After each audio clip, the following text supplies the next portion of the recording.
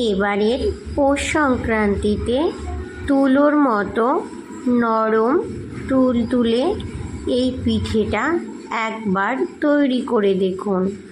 যেমন মজার খেতে, তেমনই তৈরি করে নেওয়াটাও কিন্তু ভীষণই সহজ। নমস্কার বন্ধুরা, নতুন একটা পর্ব দেখার জন্য আপনাদের সবাইকে অনেক অনেক স্বাগত। আজকে আমি আপনাদের তৈরি করে দেখাবো কল পিঠে। খুব সহজ কিন্তু তৈরি করে নেওয়া, হাতে মাত্র 5 মিনিট সময় থাকলে কিন্তু এই কল পিঠেটা তৈরি করে নেওয়া যায়। খেতেও কিন্তু ভীষণ মজার হয়। তাহলে চলুন বন্ধুরা, কল পিঠেটা তৈরি করা শুরু করি।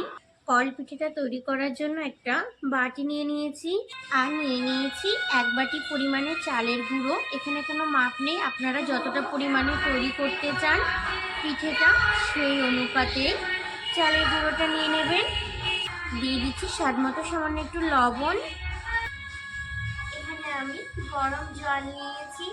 এবার অল্প অল্প করে গরম জল দিয়ে আমি চালের গুঁড়োটা খুব ভালো করে মেখে নেব।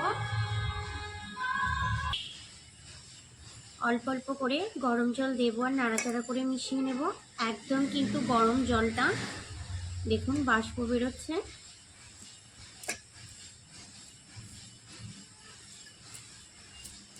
অল্প অল্প করে গরম জল দিয়ে আমি নাড়াচাড়া করে ভালো করে মিশিয়ে নিয়েছি। এবার হাত দিয়ে একটু ভালো করে মেখে নেব।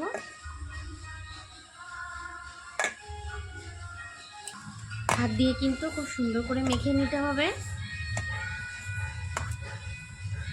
হাত দিয়ে মেখে আমি একটা মসৃণ ডো এবার বানিয়ে নেব।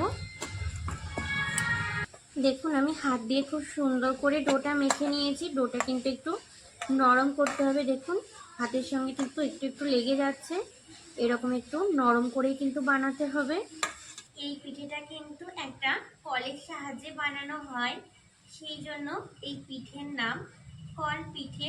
আমার কাছে আজকে কল নেই, সেজন্য আমি দেখুন একটা সিরিঞ্জ নিয়ে নিয়েছি আর একটা সেফটি পিন আগুনে পুড়িয়ে এর গায়ে দেখুন অসংখ্য ছিদ্র করে নিয়েছি। যে কোনো ওষুধের দোকানে 20 টাকা দিলেই কিন্তু আপনারা এই সিরিঞ্জটা পেয়ে যাবেন। তবে আমি একটু ছোট পেয়েছি, এর থেকে বড় হলে আরও কিন্তু সহজ হবে এই কল পিঠেগুলো তৈরি করা। এবার অল্প অল্প করে মিশ্রণ আমি এই সিরিঞ্জের মধ্যে ভরে নেব। এইভাবে কিন্তু খুব সহজে এর মধ্যে ভর্তি করে নেওয়া যায়। দেখুন আমি খুব সুন্দর করে একটা সিরিঞ্জ ভর্তি করে নিয়েছি।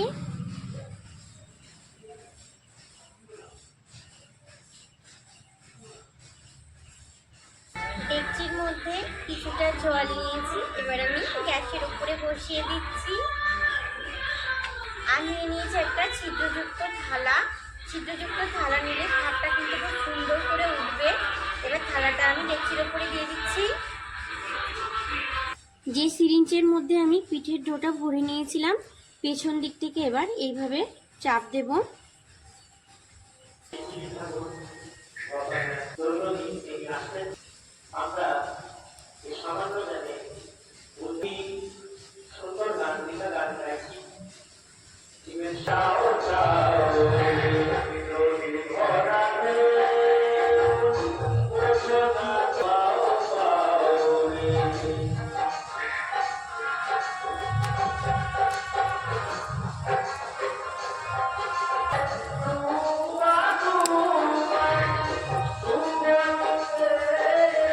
এবার 2 থেকে 3 মিনিট এভাবে ঢাকা দিয়ে আমি ভাপিয়ে নেব। প্রায় 3 মিনিট হয়ে গেছে। প্রথম পিঠেটা দেখুন আমার ভাপানো হয়ে গেছে। এবার একটু ছাড়িয়ে নেব। প্রথম এই পিঠেটা আমার তৈরি করতে প্রায় 5 সিরিঞ্জ ডো লেগেছে। দেখুন আমি একটু বড় করে তৈরি করে নিয়েছি, আর কতটা সুন্দর তৈরি হয়েছে, কত সহজেই কিন্তু উঠে আসছে।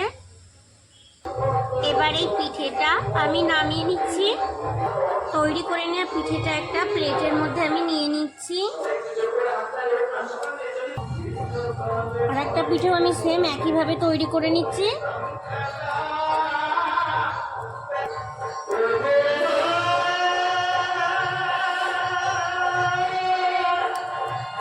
খুব সহজ, কিন্তু পেছন দিক থেকে চাপ দিলে পিঠেগুলো খুব সহজেই কিন্তু তৈরি হয়ে যাবে।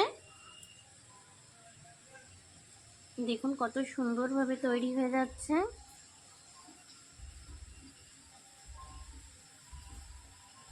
আবারও ঢাকা চাপা দিয়ে দেব।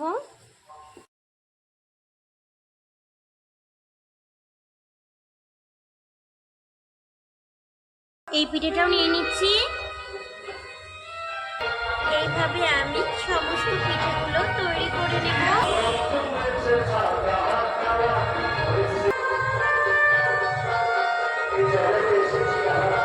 সমস্ত পিঠেগুলো আমি রেডি করে নিয়েছি।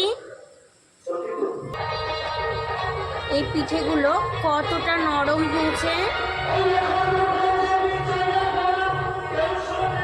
দেখুন, একদম কিন্তু তুলোর মতো নরম হয়েছে।